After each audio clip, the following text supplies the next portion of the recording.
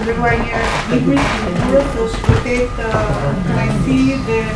nder për qendrëtarët e librit dhe leximit organizohet pikërisht në këtë hapësirë, në këtë sallë të veçantë, sallë e cila është e mbushur me libra që bëjnë kujtesën tonë kombëtare, libra të konfiskuar gjatë komunizmit dhe që tashmë kanë marrë jetë si formë edhe e qendresës, pikërisht të promovojnë një libër i cili ka në temë çështjen e kombit, çështjen e identitetit, çështjen e kulturës dhe të rrënjave të thella shqiptare. Zonja Amina, libri juaj, Unë jam bija e Dheut, është një libër i cili duhet trajtuar me kujdes, duhet trajtuar si një libër i cili vazhdon atë përpjekjen e vazhdueshme që nga koha e lindjes tonë kombëtare për të folur për ato çfarë shqiptarët e kanë pasur gjithmonë shumë të rëndësishme, çështjen e identitetit, çështjen e historisë, çështjen e vazhdimësisë. Për hapësira të tilla ku nga ju vini, siç është Lubina e Preshevës, ku çështja e identitetit e qendresës, e mbjetesës, e ruajtjes së gjuhës, e ruajtjes së vazhdimësisë është një çështje e ndjeshme dhe është një çështje që nuk i takon vetëm juve, por na takon ne të gjithëve. Ky libër,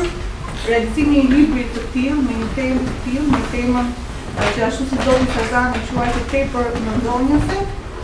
përbën një akt të veçantë i cili duhet vlerësuar. Shqipëria, shqiptarët kanë shumë nevojë për librat, kanë nevojë për ta ulumtuar më tej pikërisht ato rrënjët e tyre, për të parë thellë ato rrënjët e identitetit tonë europian, një identitet i cili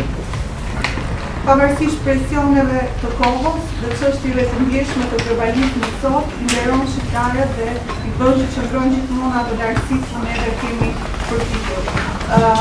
Si grua, unë do ta vlerësoja faktin që gjithmonë gratë shqiptare, pavarësisht hapësirës që ato kanë jetuar, kanë qenë gjithmonë në forcë dhe kanë pasur një rol të madh jo vetëm në qendresë, në kurajën, por edhe në çështjet e ruajtjes së gjuhës. Kemi rastin e Maqedonisë së Veriut, gratë shqiptare me shumë intuitë dhe me ato zjarrësinë e tyre natyrore,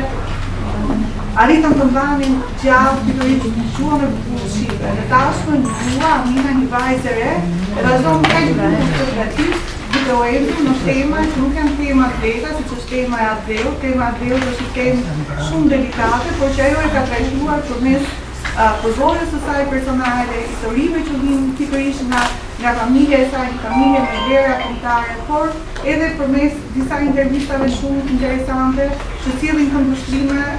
mendoj të hyra për lexuesin për çështjen e Adheut.